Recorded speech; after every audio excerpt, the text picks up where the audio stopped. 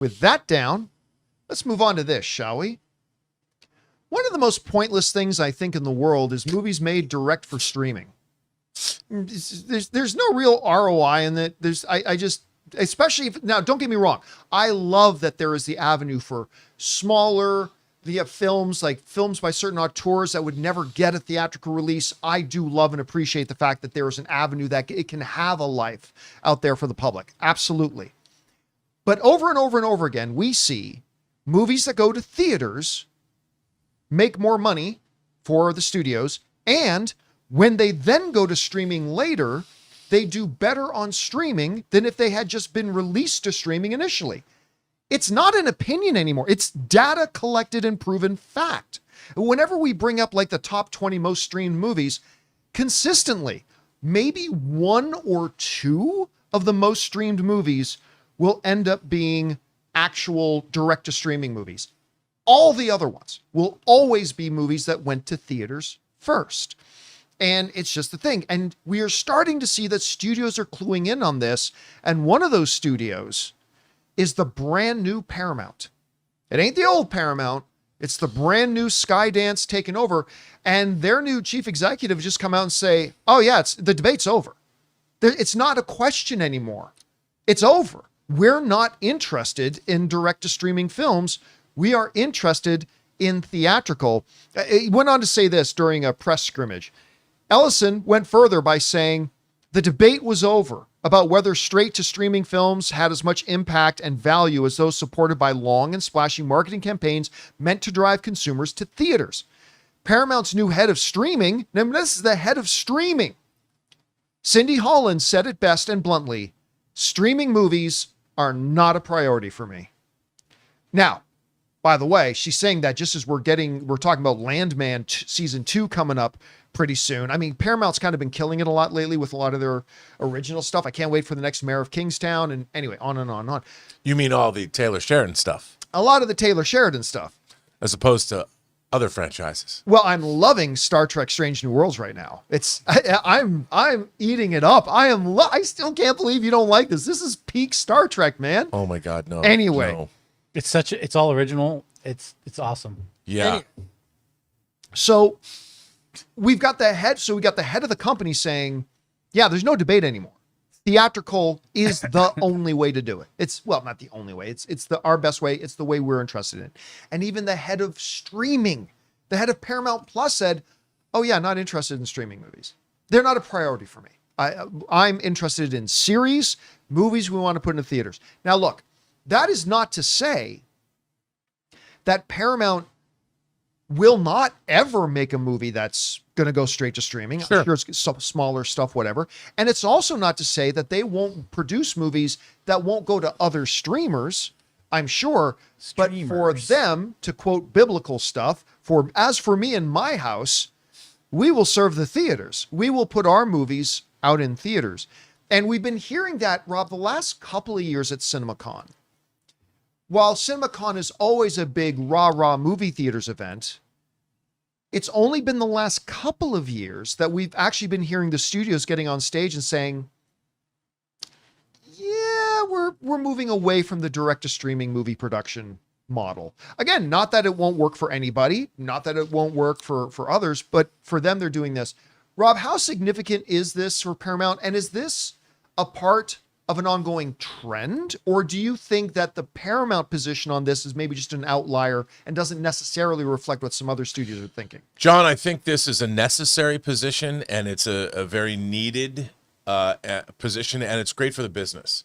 Because look, there is a philosophy that goes into making films in terms of what you're hoping to accomplish.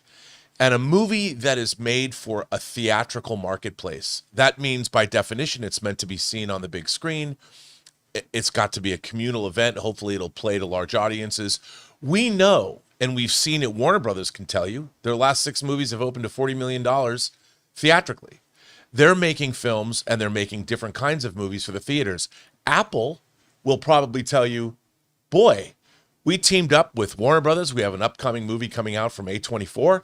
And our first Warner Brothers team up made over $500 million at the Yep, box with office. F1. In terms of F1, normally they would have thrown it up on there, maybe given it a cursory theatrical release, but they just proved the point right then and there. That was $500 million that was generated for both whatever the distribution deal is. Warner Brothers got a chunk of it. Apple got a chunk of it. Probably at least came close to covering at least some of their production costs, which they weren't getting at all when they were putting stuff on. I mean, nobody wants to just spend money and not get anything back. That isn't capitalism. That's communism. What we want to make some money. And the fact is, F1 was an event. They made that movie for the big screen. Everything about it. You had a producer in Jerry Bruckheimer. You had a director in Joe Kaczynski who learned a lot about putting cameras in small places. We got to see car races shot for the big screen that gave you a thrill that you'd never seen before in ways that hadn't been done before because technology has now made it possible. And I think that, for Skydance coming out and saying, look, Skydance has been co-funding Paramount's slate for like the last 15 years anyway. So they're coming out and going, look, our movies will be driving. Go figure, John. This used to be the model of the business since the dawn of the home video age at the end of the 70s.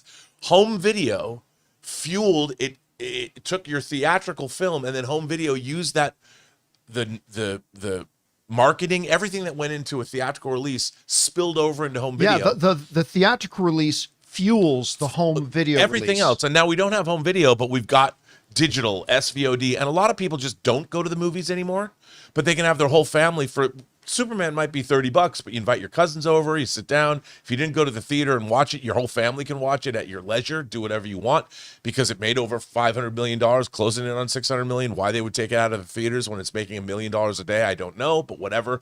Cooler heads prevailed. I think this is a great, and also the filmmaking itself is more careful. Yeah. I think they take their time. You know that you're providing a theatrical experience, which means that even if you're doing a rom-com, you're going to shoot it so it looks like it should be in a theater. And that's what I meant philosophically to bring it all around. If you're making a movie for a theatrical experience, you're going to leave an impact on an audience more so than a streaming 100%. film, unless, of course, you're David Fincher. And again, going back to the thing about then the importance of the second tier, streaming, here's the question that I would put to everybody watching. At some point, Weapons will finish its theatrical run, and then they're going to put it on HBO Max. When it does, how many people do you think are going to watch it? And do you think if they just didn't do a theatrical release and just put it straight to HBO Max, that as many people would see it on HBO Max, then once they do eventually put it on HBO Max after a theatrical run, the data is very clear. It wouldn't. It's going to get much more streaming viewership because it went to theaters first. One of the great things about Weapons is it's not universally beloved. There's a lot of people that don't like it. It's being puzzled over. It's being talked about. And I think when it goes on to streaming, people are going to watch it multiple times to figure out what they make of it. What does this mean? What's going on? And I think that, that's what you want. And wouldn't you rather have a streaming service full of theatrically released movies that people already knew about rather than some obscure film that's going to disappear in a week? Ask the Russo brothers how The Electric State did for them. Oh, come on. That was a $300 million boondoggle. Yep. And I love the Russo brothers, but I love them too. But yeah, it is what it is. The Gray Man, the Russo brothers with 2 movies. Oh, Gray Man was terrible. They spent $500 million on movies nobody remembers. Yeah, or talks about. about. For the right reasons at any rate. Anyway, guys, question is for you. What do you think about this? The new Paramount, we're going to be talking about them again a little bit later, but they're saying their 100% focuses on theatrical. It's not that they'll never make something for streaming. Maybe their lower quality stuff, lower budget stuff, whatever. But even their streaming head is saying, we're not really interested in streaming movies. We're talking about shows. Whatever you think about their philosophy, jump down to the comment section below and let us know your thoughts. Hey guys, thanks so much for watching this video. Make sure you like the video, leave a comment, and subscribe to our channel. And don't forget, we have a daily podcast called the John Campea Show podcast, available on Apple Podcasts, Spotify, or your favorite podcasting app of choice. Go and subscribe to it today so it'll be there when you need it.